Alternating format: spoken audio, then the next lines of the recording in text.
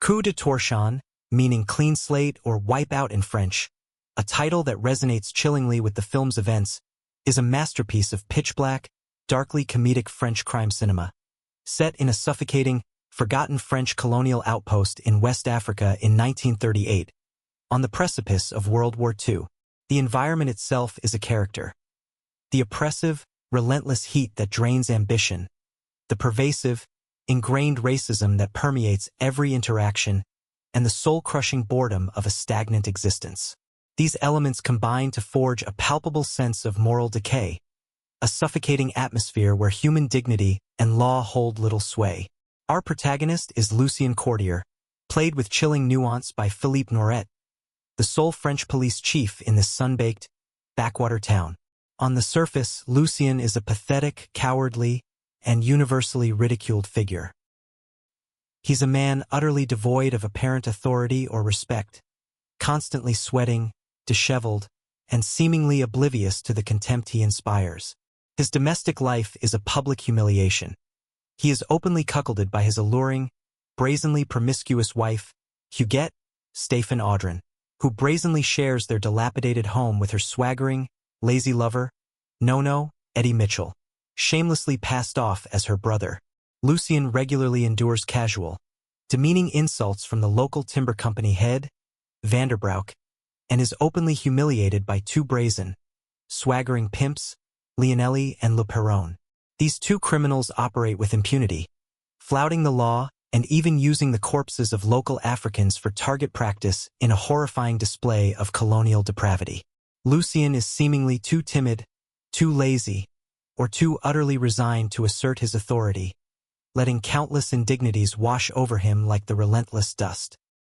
Yet, beneath this veneer of spinelessness, he harbors a secret, simmering attraction to the playful, deceptively innocent young wife, Rose Isabelle Huppert, but stands by passively, his eyes revealing a flicker of something unsettling, when her brutish, abusive husband, Marcela, beats her in the street.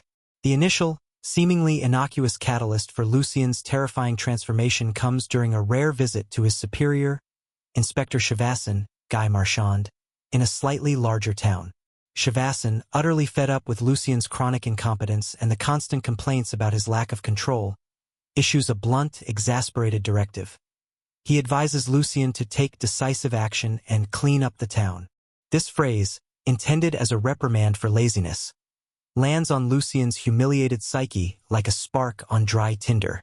Coupled with his deep-seated, festering humiliation, it ignites a hidden, terrifying shift in his mind. The idea of a clean slate, a tabula rasa achieved through radical, violent means, begins to take root. On the slow, creaking train ride back to his miserable town, he meets Andarine Scobline, a beautiful and seemingly pure-hearted new French teacher. Lucien immediately warms to her, seeing her as a symbol of untainted innocence, a stark contrast to the moral squalor of his life. This encounter, for a moment, seems to offer a different path, a connection to something pure.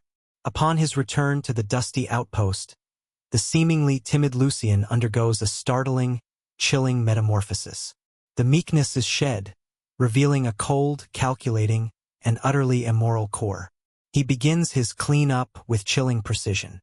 He calmly and methodically confronts the two brazen pimps, Lionelli and Le Perron, one after the other. With disarming politeness, he lures them into secluded spots, then shoots them dead, his face devoid of emotion. He meticulously disposes of their bodies in the alligator-infested river, an almost ritualistic cleansing. When Inspector Chavassin, surprised by the sudden, unprecedented decisiveness from his usually useless subordinate, inquires about the pimp's disappearance, Lucien calmly implicates his superior in the act, cleverly leveraging his knowledge of Chavassin's own dirty dealings to ensure his own impunity. This masterful manipulation highlights Lucien's newfound, terrifying intelligence. He's not just killing. He's building an unassailable alibi, subtly twisting the narrative to his advantage. Having outsmarted his boss and eliminated his primary tormentors, Lucien's newfound sense of power and absolute control blossoms into a chilling spree. He sets his sights on others who have made his life a misery or represent the town's pervasive moral decay. Rose's brutish, abusive husband, Marcella, meets a similar accidental fate, discreetly dispatched by Lucien with cold efficiency. Vanderbrouck, the pompous timber head, who embodies the casual exploitation of the colonial power, is unceremoniously dumped, face down, in a filthy privy. Nono, his wife's parasitic lover, who has been foolishly spying on Lucien, receives a brutal, though not fatal, beating after Lucien catches him peeping at and in the shower, revealing a sadistic streak that goes beyond mere clean-up. The escalating murders are masterfully veiled by Lucien's continued facade of incompetence and disinterest, making him the absolute last person anyone would suspect. He effortlessly plays the fool, the bumbling colonial official, while orchestrating a silent, deadly revolution. He masterfully manipulates events and people around him, shifting blame and creating plausible deniability with a chilling detachment. However, his crimes, though expertly concealed, begin to create subtle ripples of suspicion and fear in the suffocating atmosphere. The most chilling incident, and perhaps the turning point in understanding Lucien's warped morality, occurs when Marcella's loyal, young African servant returns to town with his master's body. The furious Rose, distraught and confused by her husband's death, accidentally lets slip Lucien's dark secret to the boy. Lucien, without a moment's hesitation or flicker of remorse, kills the African boy as well, chillingly accusing him of sucking up to white people. This casual, brutal murder underscores the deeply ingrained racism of the colonial setting and Lucien's own utterly warped morality, where even a simple act of loyalty or kindness from a victim is twisted into a convenient justification for violence. It shows his descent into a nihilistic indifference to human life, particularly the lives of the colonized. On the day of Marcella's funeral, a new threat emerges. The twin brother of one of the murdered pimps arrives in town, a dangerous, suspicious figure intent on finding his missing sibling and talking to the police chief. The noose seemingly tightens around Lucien, the consequences of his actions finally catching up. In a moment of unsettling intimacy and bizarre self-exposure, he confesses his general despair and specific crimes to the innocent teacher, seemingly seeking absolution, or perhaps simply a witness to the full, terrifying extent of his true nature, a way to solidify his power by revealing his invincibility. Meanwhile, back at Lucien's home, Huguette and Nono, suspicious of Lucien's recent strange behavior and fearing he plans to flee with Rose and money Huguette had been secretly saving, go to Rose's house to confront them. They find only Rose there, her emotions raw. None of the three realize that Lucien is silently hiding in the yard, revolver in hand, passively waiting for events to unfold as if observing a grotesque play he has meticulously directed. In the ensuing struggle, born of panic and desperation, Rose, in a moment of accidental self-defense, shoots both Huguette and Nono, effectively cleaning up more of Lucien's trash without him lifting a single finger. The irony is grotesque. The world tidies itself for him. The film concludes with Lucien, now truly alone, physically and morally, under a tree, observing a group of starving African children. These are the same children he showed a brief, almost paternal moment of compassion to at the very beginning of the film, during a solar eclipse or a moment that now seems utterly incongruous with his subsequent actions.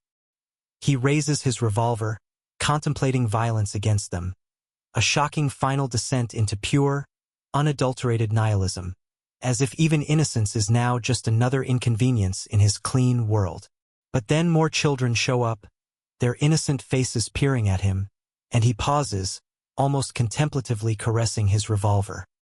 This deeply ambiguous, chilling ending leaves the audience to ponder the ultimate depths of his transformation and whether his murderous clean slate truly ends, or if his malevolence has merely found a new, even more innocent target, completing a chilling cycle of despair, casual cruelty, and absolute moral collapse in the forgotten corners of a dying empire.